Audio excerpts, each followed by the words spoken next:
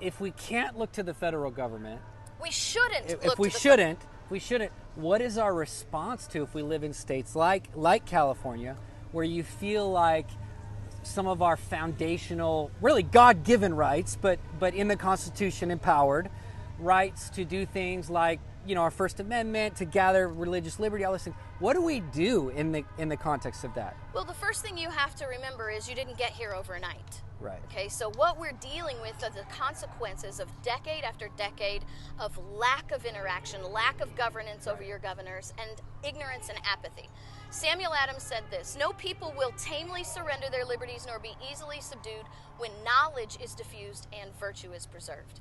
He said, but on the contrary, when the people become universally ignorant and debauched in their manners, they will sink underneath their own weight without the aid of foreign invaders. Wow. So what you're dealing with here in California is a universal ignorance to the source of your rights. Right. Your rights don't come from Gavin Newsom, so he doesn't have the authority to control them. Your rights come from God. They're yours inalienably. They're yours inherently by birth.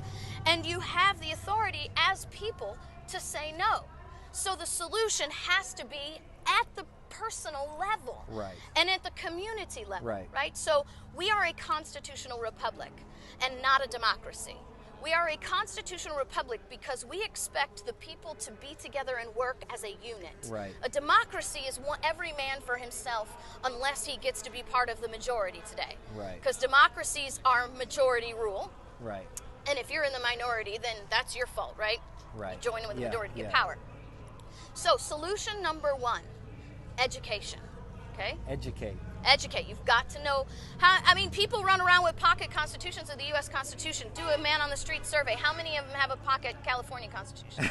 That's true. Right? I don't even have one. Your California Constitution is the supreme law of California, second only to the Constitution of the United States.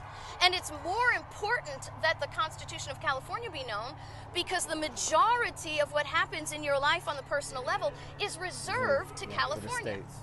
Number two, you need a constitutional sheriff. Your sheriff is the most powerful person in your county. Wow. Your sheriff is not a hireling of the state, right, not a hireling of the county, not a hireling of the city. Your sheriff is a constitutionally established representative of the people. Wow. And his oath requires him not to blindly enforce the law. His oath requires him to defend the rights of the people, even against laws like Gavin Newsom is putting out. So a sheriff that understands their role. And we're seeing that in some counties across California. Right? You're seeing it in counties all across the country. Sheriffs are understanding this. Right. So a sheriff should be standing in front of the businesses and saying, no, you're going to stay open, and I'm going to protect you. And constitutionally, we can do that. Absolutely. Okay. That's number three. Peaceful non-compliance. I have a pet peeve. Civil disobedience. I hate that word. Why?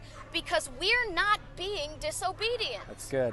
We are not being disobedient, right? So all the rights, all the power in government emanates from the people. It's in your Constitution, right? Yeah. So when government exercises a power that's not been delegated, they are being disobedient to the people. They're being disobedient to the supreme law of the state.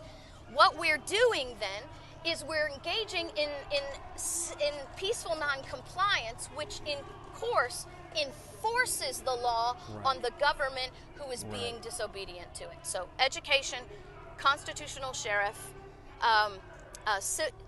peaceful non-compliance, and then you have to be active. Yeah. We've got to stop believing that voting controls government.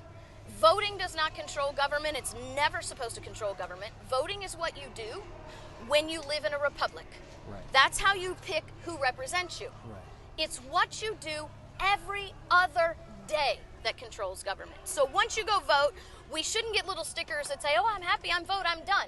You should get a little sticker that said, I attended my county commissioner meeting today, and I did it again this month, and I did it again this month. We need to go all the county commission meetings, all the city council meetings, all the school board meetings. We need to speak up, we need to step up, and we need to take back control. We gotta hold the line. Hold the line. Come on. Hold the line. And it's she not is taking us to school. Donald Trump doesn't hold our line. Attorney Barr does not hold our line. We hold our line. That's good. And when we look to Donald Trump to hold our line or Attorney General Barr to hold our line, what we're saying is that people to defend our rights because we're incapable. Right. And that's completely wrong. Wow.